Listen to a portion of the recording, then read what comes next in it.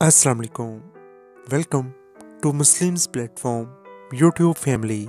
आज की वीडियो में हम आसान अल्फाज में जानेंगे कि कोल्ड वार क्या है, ये क्यों स्टार्ट हुई, कोल्ड वार के दौरान कौन कौन सी तब्दीलियाँ रोनमा हुई, कोल्ड वार कब और कैसे ख़त्म हुई। तो चलें वीडियो का आगाज़ करते हैं।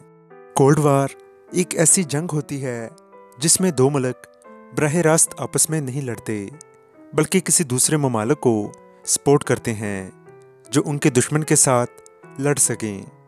कोल्ड वार शुरू कैसे हुई?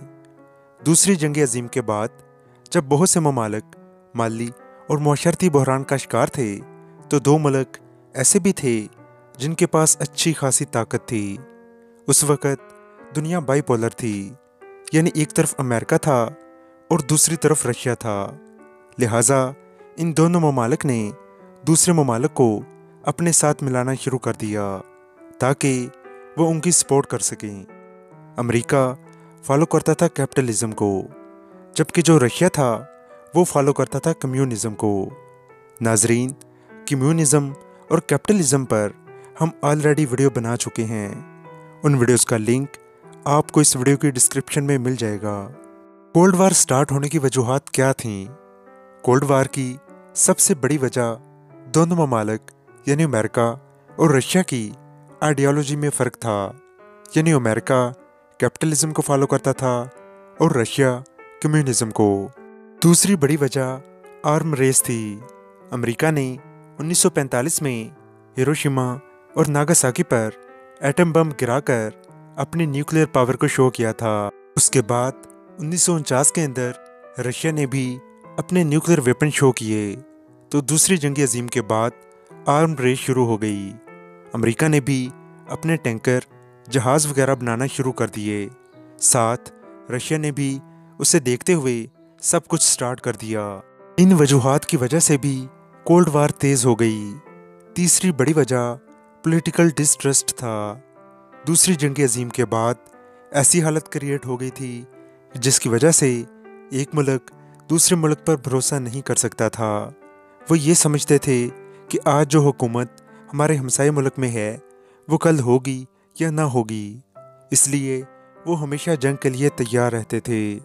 वर्ल्ड वार 2 के बाद दुनिया की दो बड़ी ताकतों यानी अमेरिका और यूएसएसआर ने एशिया, यूरोप, अमेरिका और शुमाली अमेरिका में अपने अपने नज़रियात और असर व रसूख फैलाना शुरू कर दिए और प्रॉक्सी वार शुरू हो गई। वर्ल्ड वार 2 के बाद यूरोप तबाह हो चुका था और अमेरिका जानता था कि सोवियत यूनियन कम्युनिज्म को यूरोप में फैला सकती है। लिहाजा अमेरिका ने यूरोपीय ममालिक की तवज्जो हासिल करने के लिए मार्शल प्लान का आगाज़ किया, जिसमें यूरोप को दोबारा तमीर करने के लिए $15 बिलियन इमदाद का ऐलान किया गया था। तारीख में रूस पर जब भी हमला हुआ, रूस की मगरब की तरफ से हुआ। वर्ल्ड वार 1 और वर्ल्ड वार 2 में भी जर्मनी ने मगरब की जानिब से ही हमला किया था।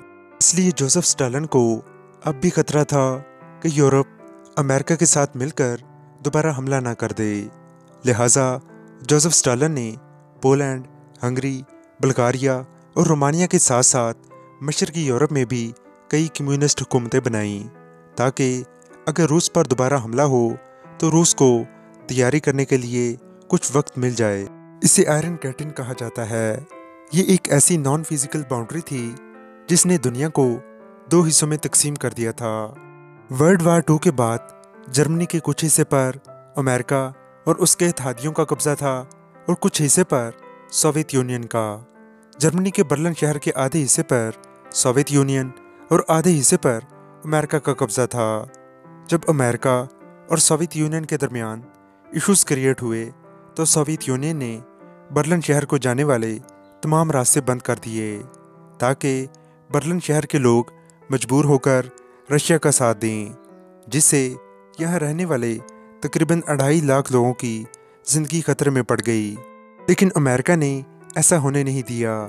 अमेरिका ने हवाई जहाज़ के ज़रिए लोगों के लिए ज़रूरी सामान पहुँचाना शुरू कर दिया। कुछ अरसे बाद सोवियत यूनियन ने यह ब्लॉकेट हटा दिया। 1949 में सोवियत यूनियन ने अपना पहला न्यूक्लियर बम टेस्ट किया, जिससे अमेरिका के एटमी हथियारों की बर्तरी ختم ہو گئی۔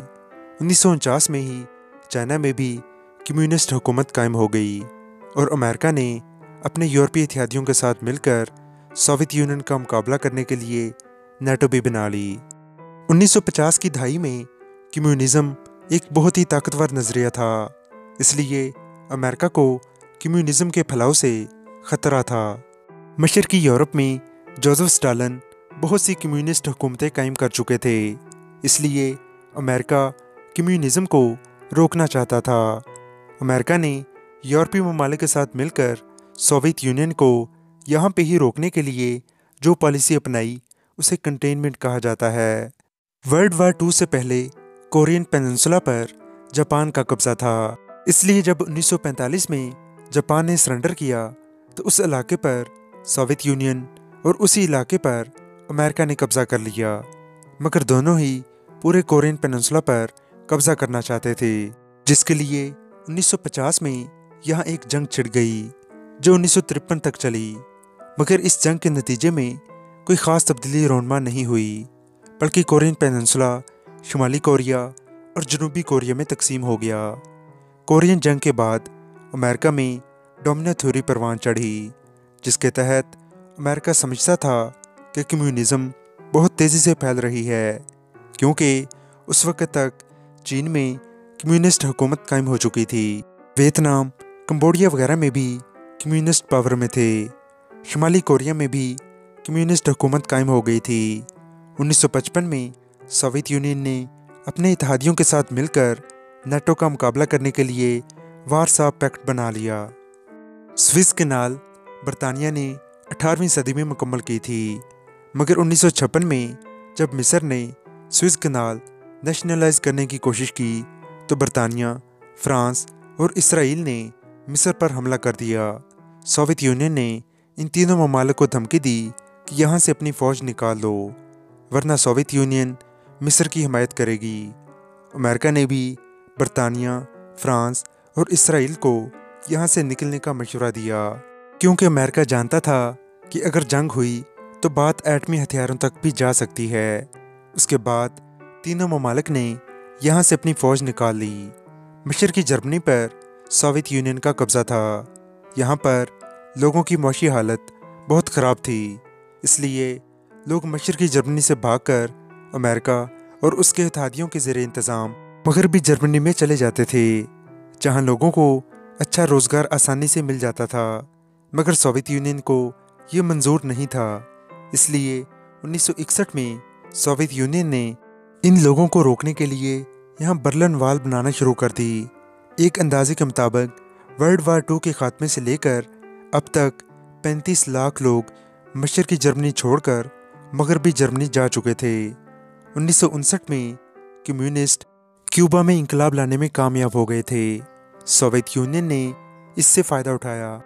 70 کی دہائی کو ڈی ایسکلیشن کی دہائی بھی سمجھا جاتا ہے، کیونکہ ان 10 سالوں میں امریکہ اور سوویت یونین میں کافی کامیاب معاہدے ہو گئے تھے اور دونوں طاقتوں کے درمیان موجود کشیدگی بھی کافی حد تک ختم ہو گئی تھی، مگر 1979 میں جب سوویت یونین نے افغانستان میں کمیونسٹ حکومت کو بچانے کے لیے اپنی فوج اتاری تو امریکہ اور سوویت یونین میں ٹینشنز دوبارہ بڑھ گئیں۔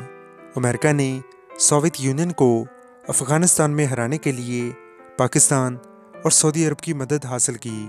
اس جنگ میں امریکہ نے اپنا اسلحہ استعمال کیا، سعودی عرب نے پیسہ لگایا اور پاکستان نے مجاہدین کو ٹریننگ دی۔